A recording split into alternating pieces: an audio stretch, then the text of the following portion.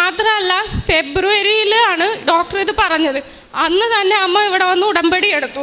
March, April, May, ഈ മെയ്യിൽ ഉടമ്പടി തീരുന്നതിന് തൊട്ട് മുമ്പ് എൻ്റെ കുഞ്ഞ് വല്ലാതെ ഛർദ്ദിച്ച് ഞങ്ങൾ ആശുപത്രിക്ക് കൊണ്ടുപോയി. അപ്പോൾ ഡോക്ടർ പറഞ്ഞിട്ടുണ്ടായിരുന്നു, എന്തെങ്കിലും ഇതുപോലെ ഛർദിയോ ഇങ്ങനെ കണ്ണ് മേപ്പോട്ട് പോണ പോലെയൊക്കെ വരികയാണെന്നുണ്ടെങ്കിൽ ഉടനെ കൊണ്ടുവരണം, തലയുടെ കുഴപ്പം കൊണ്ടാണോ എന്ന് നമുക്കറിയില്ലല്ലോ എന്ന്.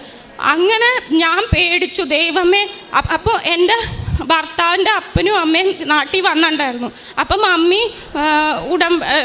ഈ കാശ് രൂപവും ഉപ്പും ഒക്കെ തന്നു വിടാമെന്ന് എന്നോട് പറഞ്ഞിട്ടുണ്ടായിരുന്നു. പക്ഷേ ഇതൊന്നും എൻ്റെ കയ്യിൽ കിട്ടുന്നതിന് മുമ്പ് എനിക്ക് കുഞ്ഞിനെയും കൊണ്ട് രണ്ടാമത് വരേണ്ടി വന്നല്ലോ, വീണ്ടും ഓപ്പറേഷൻ ചെയ്യുമോ എന്ന് എൻ്റെ ഉള്ളിൽ ഭയം തോന്നി. അപ്പോൾ എൻ്റെ കയ്യിൽ ഒന്നുമില്ല. അവർ ഇവിടെ നിന്ന് ഫ്ലൈറ്റ് കയറുന്നത് മെയ് 8-ാം തീയതി. ആ മെയ് 8-ാം തീയതി തന്നെയാണ് ഇവനെ ആശുപത്രിയിലാക്കേണ്ടി വന്നത്. അപ്പം ഞാൻ മാതാവിനോട് ഇങ്ങനെ പ്രാർത്ഥിച്ചു, മാതാവേ, ഏതാനും മണിക്കൂറുകൾ കൂടിയല്ലേ ഉള്ളൂ അവരിവിടെ എത്താൻ. ആ ഉപ്പും ആ തേനും ഒക്കെ എൻ്റെ കയ്യിലൊന്ന് കിട്ടുന്നതിന് മുമ്പ് എൻ്റെ കുഞ്ഞിനെ വീണ്ടും കീറി മുറിക്കല്ലേ എന്ന് ഞാൻ മാതാവിനോട് പ്രാർത്ഥിച്ചുകൊണ്ടിരുന്നു.